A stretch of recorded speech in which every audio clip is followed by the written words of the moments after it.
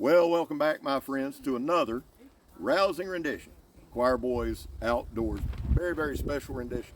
Got two very special guests. Listen, before we jump into this, I want you to know this. There was a time in this country where 22 vets a day took their own lives. Now, when we look at it, the real number is between 15 and 29, and that's staggering. It's too many. That's why here on this channel, we focus on the number zero. Anything over zero is simply unacceptable. And all that means, vets, man, we love you. You have a place here. I back the blue. It's something that I do. It's something that's important to me. My kid's going to be a cop about 2 hours north of here. I don't ask everybody to do that because I know sometimes that's hard to do. How do you do it, Scab? Well, I don't break the damn law anymore. And if I do, because I have, I accept responsibility. And finally, if you are an addict, never quit quitting. So, gentlemen, thank you for joining me. Thanks for having us. Mr. William, introduce yourself. William Collins, a handmade knife maker, not really a custom maker because I don't take custom orders, but make handmade knives. That's probably the best explanation. I like it. Blackie Thomas, YouTube channel, Southern Woodsman. Extraordinaire. So here's the deal. Yesterday I got here, first time meeting William, and Sabo sent me 4 knives. Now, I'm not going to repeat the mistake. Guys, listen to me. There's a sweet spot on William's knives, and this is exactly what I did. Now, I wouldn't do this if this was leather, but I grabbed it, and I was talking, and I had my finger right there. And I'm going to tell you something. If you don't think William Collins' knife is sharp, Blackie called it before I felt it. Yeah. Now, this is did you say this one's a one-off? No, it's a production? It's a standard. It's a stranded Woodsman model. It was a first run. I don't make many more of those. If you contact one of the dealers, Great Northern Knives, then and order one, then I will make it. One of the orders I'll make it. But I don't make very many of them. So. Now, was this a big seller for you? I know all your knives move. Yeah. Well, I mean, really anything over 30 or 40, is a pretty good seller. I think those sold about 20 on the first runs. But usually the large knives don't sell as well as the smaller knives, the bushcraft size knives. So now, when I'm here, this is a different knife crowd. Blackie, what knife do you carry all the time?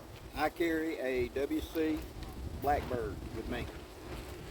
And that's about the standard size. You get there's a lot of bushcraft knives, which really, truly, honestly, guys, on the channel, we'll always do our choppers and it's fun, and that's what we do, but we're going to move in now to more actual use. There's a topic that William was talking about. He's a big fan of mine. I know that he is, and most YouTube knife reviewers he loves. So anybody that's into knives, I like. Yeah. I mean, I'm a knife guy. But you had a great point, and we talked about we want to start educating on it, and I learned a lot. It's on Batoning, and William, I'm going to let you take the lead on this. And let's just talk about what you were saying, because I think it's information that needs to be out there. Not every knife needs to be baton. Why? Well, it's because of harmonics and vibrations in that steel, and different steels handle it different ways. When you're batoning a knife, it's like a tuning fork, and those vibrations are going to go up against a 90-degree spine or a 90-degree angle at some point, and that's where it causes a fissure. And it starts to crack, and it may take it 6 months, it may take it a year, it may take it 2 years, but eventually that crack will work through the blade, and that blade will fail. A good visual on that is think how like a wave comes to the shore and it breaks when it gets there. You take a rope and you do like that and you get the wave running till it hits a stop. When you impact or hit that thin edge, that harmonic shock wave runs down toward the handle, and then it hits that thick handle with that thin edge. Where they join, that's what he's talking about. That's where those two want to pull apart, because that's where the wave is crashing, that shock wave is pulling apart. How we've determined this is I've made, throughout my career, I don't know, excess of 10,000 knives. And I've had about a handful that was returned due to batoning. And I couldn't figure out because they'd had the knife for years. So anything that was subpar or substandard, when you are putting it through those stresses, it's going to fail immediately if it's a bad knife. So why would it take that long for it to fail? And it was always batoning. So I got on the phone with Dan Lutz and Blackie, who I was using a lot throughout, and we was talking about this and trying to figure this out. Dan Lutz was he used to work for a road and bridge county, and so he was talking about vibrations in steel and bridges, and he was talking about how that causes fissures and all kinds of stuff. And you know, I was thinking about this because in my former life, I managed large construction projects, steel construction, and we talk about harmonics in those steel frames and steel buildings. And you have to put dampers on that, or it will vibrate the building apart. So then Blackie mentioned, you know, the kukri has that choil, And notch in it. and a lot of people have different ideas of what that's for, but it's actually to dampen the vibrations on that blade. And so I started putting a choil on my knives right at that point, and it certainly helped. But again, when you're, and folks, I'll tell you right off, I am not a fan of batoning. I think that there's a place for it. I think there's tools for it. Now you have your own knife, and you do whatever you want to do with it. But when you're batoning a knife, there is a lot of stresses put on that blade that is not meant to be put on a steel knife. Will certain knives handle it? Yes. Some will handle it better than others. Let's just put it that way. Certain kinds of steel Yeah, would handle it better than you want a others. knife that's flexible. You want a knife that's gonna, and the hardness of the steel is another factor. So you have to keep all that in mind, and also the grind. There's different grinds that different knives have that will handle batoning better than others. And I don't want to have this a 3-hour video, but just be careful of what you choose. And you know, you always hear never baton a rat tail knife, and that's for a reason, because the more steel that's on that knife, the stronger it's going to be. And so just think about this before you start batoning a knife. The other, Blackie, how much do you baton? Very, very, very rarely. The only time I can honestly say that I've gone out of my way, feeling like I needed to, was I had a green, let's say a 2-inch diameter stick, and I wanted to start a split in it to slide something into it, like put a piece of cord in the stick. Right.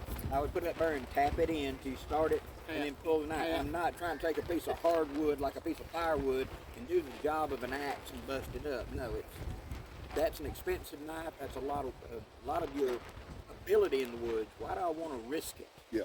You know, I would rather, if I've absolutely got no choice, I would rather take a piece of hardwood and whittle a wedge, and then take the knife and start a crack, like we're saying, pull the knife out, put the wooden wedge, and beat the snot out of that wooden wedge to bust the wood, than I would beating on my knife. Yeah. It's just, yes, it will do it, but when it don't. Well, I mean, the thing is, and I'm sorry, I didn't. No, go ahead. When, I mean, people say we're in a survival situation, and you know, okay, let's get real about survival for a moment. My opinion, and this is all, when I talk, it's my opinion, okay? I'm not a scientist, I don't work in a lab. I would say that at least 90, 95% of us will never be in a survival situation. And if we are, it's because we messed up many, many times to get there. And I would not take my knife, that is, in some cases, maybe your only tool because you lost your tack, is your only tool, and put that tool in jeopardy by beating on it, by throwing it as a spear, or any of this other stuff that you hear. Okay, I would protect that thing like I would do my own kid. So that's another thing that I would caution people about. Hey, you know, it's precious at that point, because that may be your only tool. It's not a knife thing. Let me give you a parable of it. A Glock, a 1911, all these handguns, they do drop tests where they load the gun up, and if you drop it 6 feet on concrete, will it go? If it does, it can't be certified. So they have done these tests before you ever got it. Knowing that, you go out and take your gun and slam it on concrete just to prove your gun won't go bang? That's the way I view it. When I take my expensive knife that is a good steel, good edge, and yes, I know in life and death I could baton with it. Why do I want to slam it and wear out the good, so to speak, putting those cracks in, risking that one day it will just go pop? Just like slamming my gun down. See, it didn't go bang. How much damage am I doing to the knife? Just batoning, and don't know it. You can't see it. It looks perfectly normal. But eventually, those shock waves, the fibers themselves, and some steel is more fibrous and can take it. More of the tool steels can handle it better than a lot of the high-end yield steels. So when these guys buy these super expensive knives, they may be less likely to handle it than the carbon steel knife, than the tool steel knives because of that. Yeah, and usually when Rockwell hardens, I mean, a lot of these super steels on the stainless side is 61 to 65.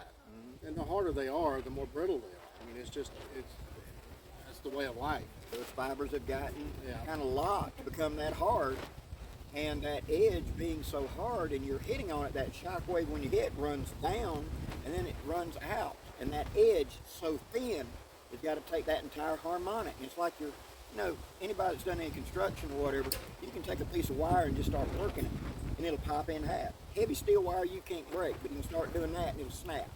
Same thing with the edge of that knife that is so thin, so hard, that shock wave over and over again is causing them fibers to do that. Sooner or later they're going to crack.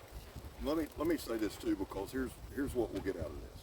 Well, I need to know if that knife will handle it. The knife will handle it. When it comes to, and I'm not saying it because I'm not saying we've done enough of Williams knives. He's done testing. Van's done testing. Will I still do some? Some. We're going to cut back, and I want to take this to more of an actual application, actual use. This whole survival fad that we're in, that's what it's a fad. There have been some of you that's been overnight in the woods.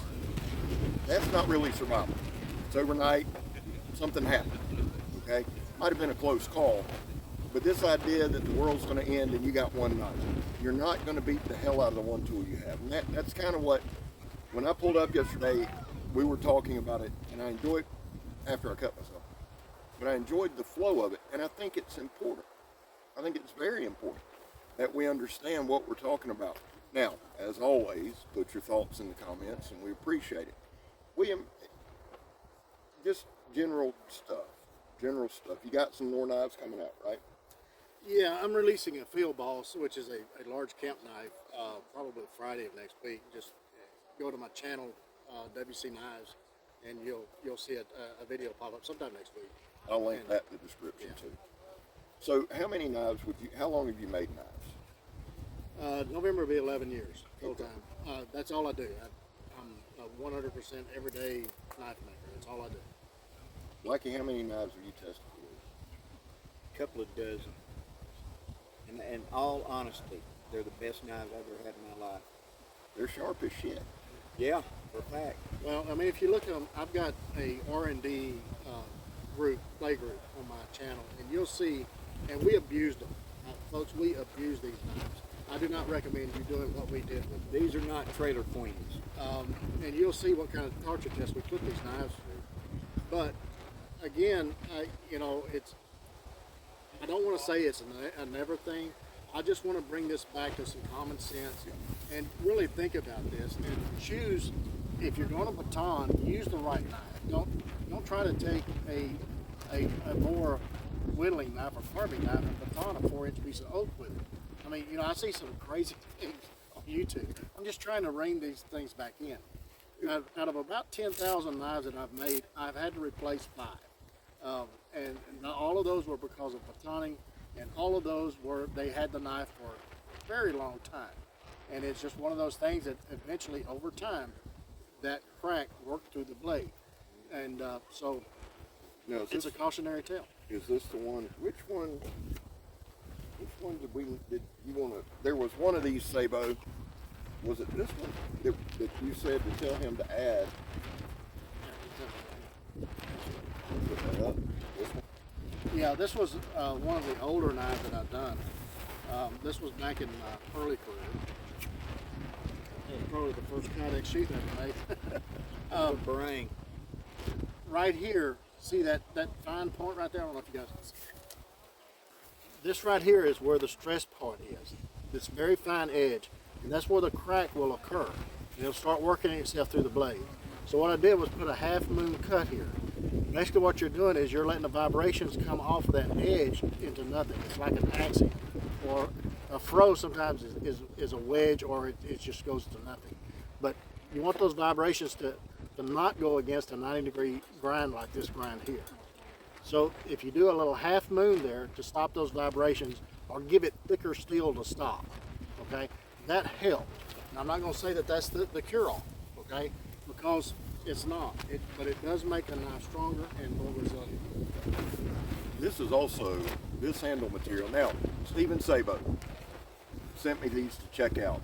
Super excited. What was this handle material? Horse mat. So this is horse mat material. Now, if you watch the channel, many of you know that this right here, I love that. You can swing this, and I think you should probably like a Creek, where you get that pop. That's what you're doing. Yeah. And if you follow the channel, you know kind of the progression. We started out trying to mow through everything. But this is a good pop. You'll see some chopping with it. It held up. Guys, give me some final thoughts. I could do this all day, but I want people to watch it too. It's been awesome meeting you, man. Give me some final thoughts, couple thoughts going forward. Where are you at? Where are you headed? That kind of thing. Onward and upward. There you go. No, I'm always exploring. I'm always trying new things. I'm never satisfied where I'm at. So I enjoy doing a lot of the multi-grinds. My philosophy in knife design is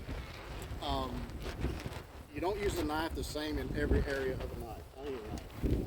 Here we go. Here, you got one right there. You use this portion of a knife different than you use this portion. So I never could understand why you had the same grind. Because why not optimize that blade to have a different grind here than here to enhance what you do with this part and enhance what you do with this part. Okay? This grind is misleading. When you look at it, you think that there's 2 or 3 different grinds there. There's only one. The only grind that you sharpen is one angle. So you can take this grind and lay it on a stone, and it's the same angle all the way through. It's actually very intuitive. It's easier to sharpen this knife than it is a saber grind or a full flat. Because of those, you have to find the angle. This tells you where the angle is. Okay? So it's just one angle, lay it on the stone, and put it all the way through. All right? And again, don't try this at home. But if you know the angle, then it's very simple. Thank you, man. Blackie? Yes, sir. Leave me with something. Guys, the knife is one of the most important bushcraft tools we've got. Yes, higher end knives cost more. And if you've got the skills, they are absolutely worth it. You know, it's one of those things when you look at the price, you go, wow, it's an investment. You're going to pay once, cry once, and you're done. But I can honestly say that I've never regretted getting a WC knife. I love my WC knife. And once, like we were talking about all those grinds, once you start using one, all other knives become boring. They really do. It's very intuitive. That hook at the beginning is perfect for round stock, pulling, cutting, drawing, making a sandwich, cutting up vegetables, cleaning game, doing woodscraft. It really, really works. And so, if you ever get a chance, try a WC knife. It will spoil you. It absolutely will. Well, guys, we're going to leave it with you. Fellas, appreciate y'all. Glad to be here, sir. Really, really do. Listen, guys, I'm Scab. You're not. And we're gone, son. Thank y'all.